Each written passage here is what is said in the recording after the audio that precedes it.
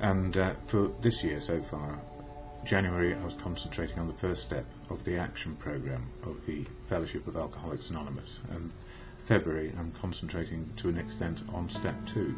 But before I get to those, I'd just like to share the preamble of AA, which is said at the beginning of every meeting. I talk about AA a lot. It's the main focus of what keeps me sober a day at a time, and the intention in these videos is to share my experience, strength and hope of how recovery is going. I don't speak for AA, I speak about what AA is doing for me. Anyway, the preamble goes like this. Alcoholics Anonymous is a fellowship of men and women who share their experience, strength and hope with each other, that they may solve their common problem and help others to recover from alcoholism. The only requirement for membership is the desire to stop drinking. There are no dues or fees for AA membership. We are self-supporting through our own contributions. AA is not allied with any sect, denomination, politics, organisation or institution, does not wish to engage in any controversy, neither endorses nor opposes any causes. Our primary purpose is to stay sober and help other alcoholics to achieve sobriety. And as I said in my last video earlier today, there were newcomers in the meeting today, and newcomers are the most important people because they have a fresh pair of eyes to recovery. Every time they turn up, they're a fresh pair of eyes, and they make us remind ourselves why we're there, and that is to share experience, strength and hope, and how life can be sober, and we need not resort back to relapse or going back for more research or convincing that drink is not for us. Alcohol is certainly not for us. Step 1 was all about powerlessness, and it goes like this. We admitted we were powerless over alcohol, that our lives had become unmanageable. And in the synopsis it says, who cares to admit complete defeat? Admission of powerlessness is the first step in liberation. Relation of humility to sobriety, mental obsession plus physical allergy. Why must every AA hit rock bottom or hit bottom? And you know, the rock bottom for me was very simply, I kept on having more and more rock bottoms where life was just unmanageable, and it was completely sodden with alcohol because I just didn't know how to get out of my allergy, and I didn't know how to make life work anymore. And that's the admission, if you like, of powerlessness over alcohol and life being unmanageable. And then in step 2, came to believe that a power greater than ourselves could restore us to sanity. What can we believe in, says the synopsis. AA does not demand belief. 12 steps are only suggestions.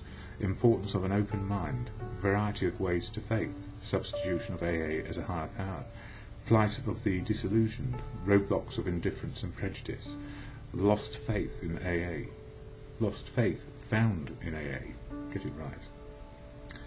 Problems of intellectuality and self-sufficiency, negative and positive thinking, self-righteousness, defiance is an outstanding characteristic of alcoholics.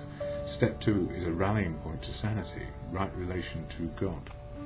And, you know, God is mentioned many times in the big book of AA, over 400 I think.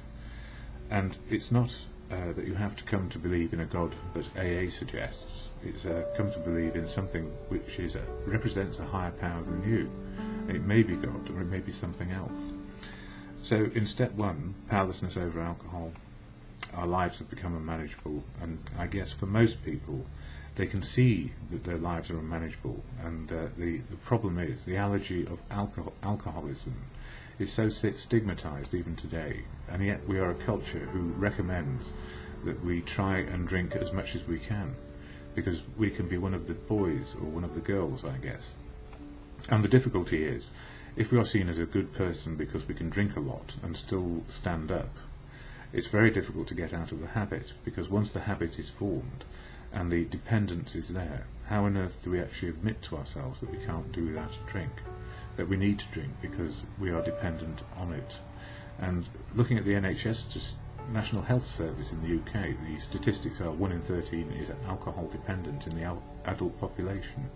That's about the only statistic I know which is it can carry some weight, if you like. But there are lots of statistics you will find about the efficacy of AA, that maybe 1% of the 99%, 1 in 100 who comes to AA probably stays long enough to find some recovery, and then even of that 1%, maybe only a few stay. Because if 1 in 13 of the adult population is drink dependent, then the people in AA, the fellowship, are almost like an insignificant number.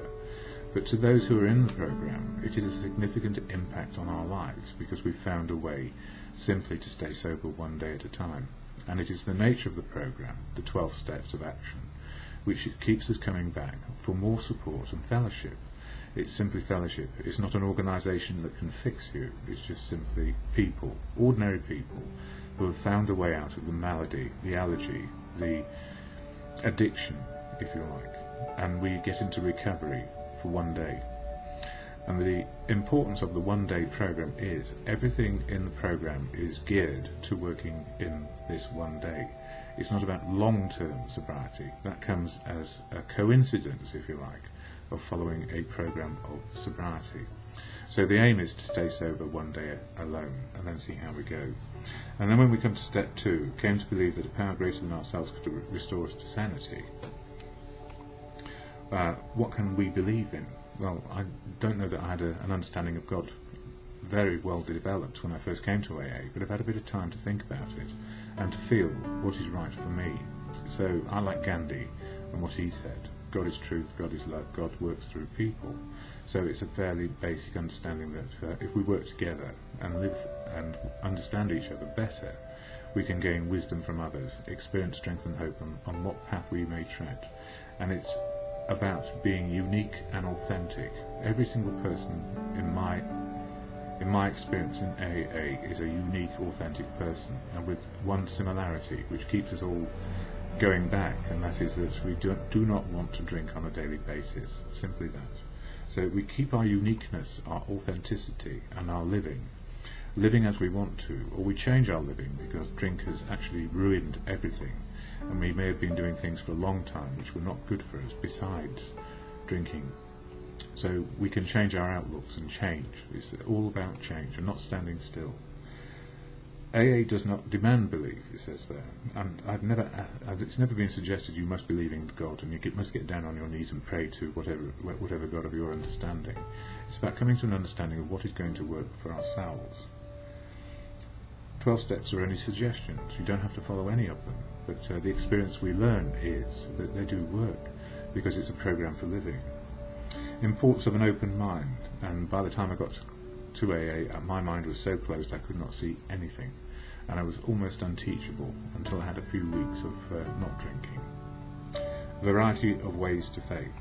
It's not my faith and not my understanding that counts, it's your faith and your understanding. And I have faith in people, faith in God working through other people. Substitution of AA as a higher power. Well, whatever the higher power is in one's life, it's probably a source of wisdom, and the collective group of any AA fellowship, a collective group of people who attend any meeting, is probably a power greater than me. Plight of the disillusioned. I don't know how many times I just didn't want to wake up after my drinking because life was so horrible. Roadblocks of indifference and prejudice. Well, I had prejudice aplenty about myself. I was prejudiced against myself and I didn't know how to make life work anymore. And indifference, indifferent and superficial rather than being able to cherish the moment and people. Lost faith found in AA. Well, I think I found my faith in people again. And even though we're not perfect and nobody has all the answers, together we seem to rub along quite well. Problems of intellectuality and self-sufficiency. My best thinking helped me become an alcoholic and kept me there. My best feelings these days keeps me going to AA and working out what I'm doing on a daily basis. Negative and positive thinking, self-righteousness, well, I'm as guilty as anybody of that. And defiance is an outstanding characteristic of alcoholics. I still want it my way, but I know it can't be. I'm just part of life. I'm not the chief critic, I'm just one of the players. And step 2 is a rallying point to sanity, right relation to God or good conscience, whatever it is you come to understand as your higher power. What more could we ask for?